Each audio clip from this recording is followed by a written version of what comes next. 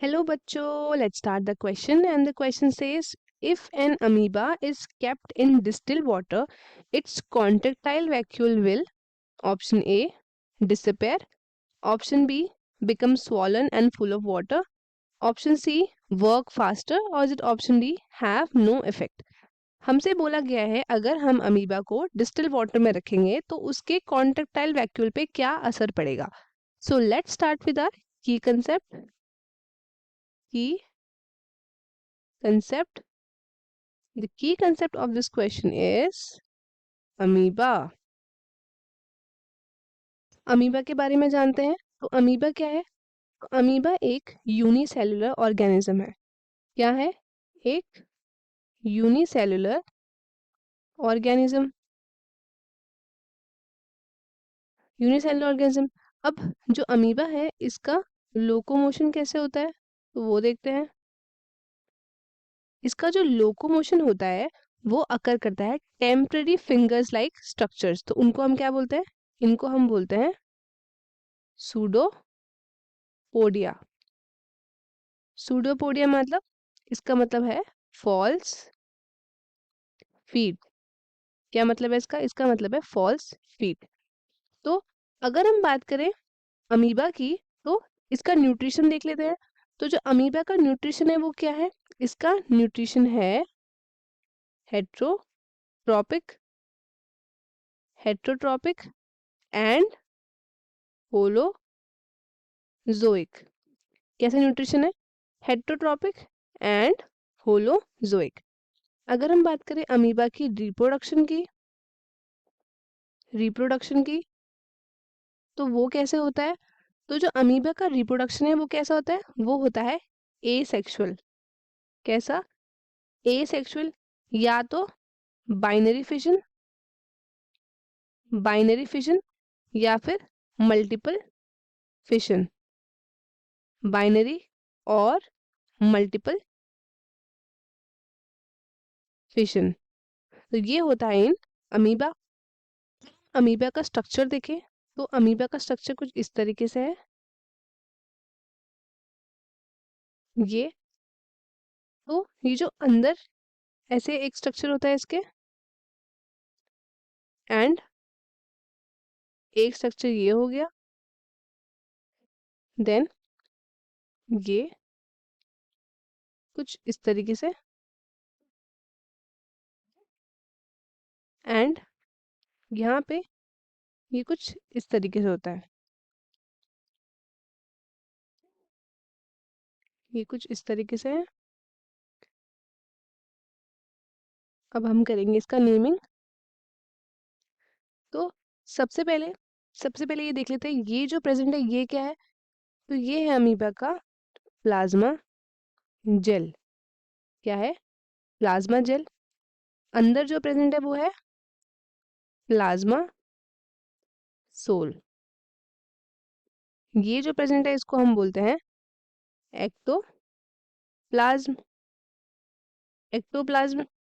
ये दो जो प्रेजेंट है ये है हमारे पास water vacuole.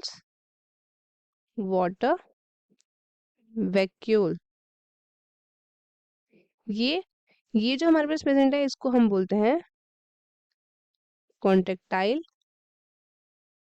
Vacuole. Contractile vacuole. और ये हमारे पास क्या है? इनको हम बोलते हैं सूडोपोडिया. क्या बोलते हैं? सूडोपोडिया. एंड ये हमारे पास प्रेजेंट है फूड वैक्यूल. Food vacuole. तो हम बात करते हैं about contractile vacuole. Contractile vacuole. अब ये क्या है? तो ये जो ऑर्गन है सेल में ये हेल्प करता है in maintaining the quality of water. Quality of water maintain करने में हेल्प करता है. एंड ये रेगुलेट करता है क्या? ये रेगुलेट करता है osmotic balance. Regulates osmotic balance.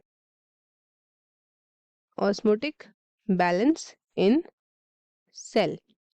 अब क्या होता है, जब हम अमीबा को रखते हैं डिस्टिल वाटर में, तो जो उसका रेट ऑफ जो उसका रेट होता है एंडोस्मोसिस का, वो क्या करता है, वो करता है इंक्रीज।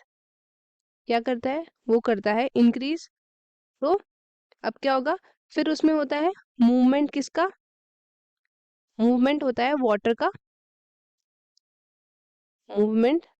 किसका मूवमेंट होगा, तो वाटर का मूवमेंट होता है इनसाइड द साइटोप्लाज्म। मूवमेंट हुआ इनसाइड द साइटोप्लाज्म। अब ये जो कॉन्ट्रेक्टाइल वैक्यूल है, ये क्या करता है, ये वर्क करेगा फास्टर। क्या वर्क करेगा, ये वर्क करेगा फास्टर। अब अगर हम इन केस ऑफ अमीबा बोले, ये जो कॉन्ट्रेक्टाइल वैक्यूल है, ये हेल्प करता है in maintaining the water content. And जो एक्सक्रीशन होता है ना इसमें, अमीबा में एक्सक्रीशन, वो भी किसके थ्रू होता है, कॉन्ट्रेक्टाइल वैक्यूल के थ्रू। और ये प्रोसेस कहलाता है डिफ्यूजन। डिफ्यूजन इस प्रोसेस की वजह से होता है।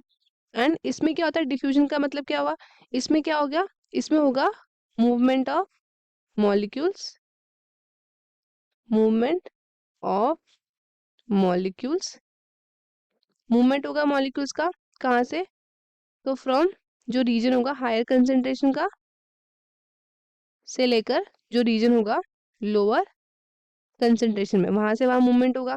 अब एक और टर्म है हमारे पास जिसको हम बोलते हैं एंडोऑस्मोसिस। तो ये क्या है वो देख लेते हैं। तो इसमें क्या होता है, सेल एब्जॉर्ब करता है वाटर, जब उसको प्लेस करते हैं किसमें, जब उसको प्लेस करते हैं इन दी हाइपोटोनिक सॉल्यूशन। हाइपोटोनिक सॉल्यूशन में जब क्या करते हैं, उसको प्लेस करते हैं। इसमें कंडीशन क्या होती है हाइपोटोनिक में, तो इसमें जो कंडीशन होती है उसमें स्वेलिंग हो जाती है सेल की।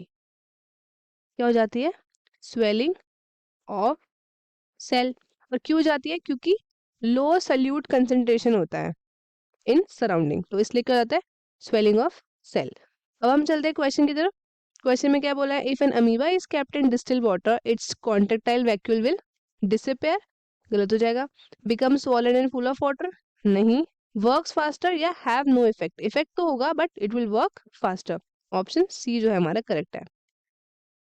तो स्टूडेंट्स आई होप आपको क्वेश्चन अच्छे से समझ में आया होगा। All the very best and thank you.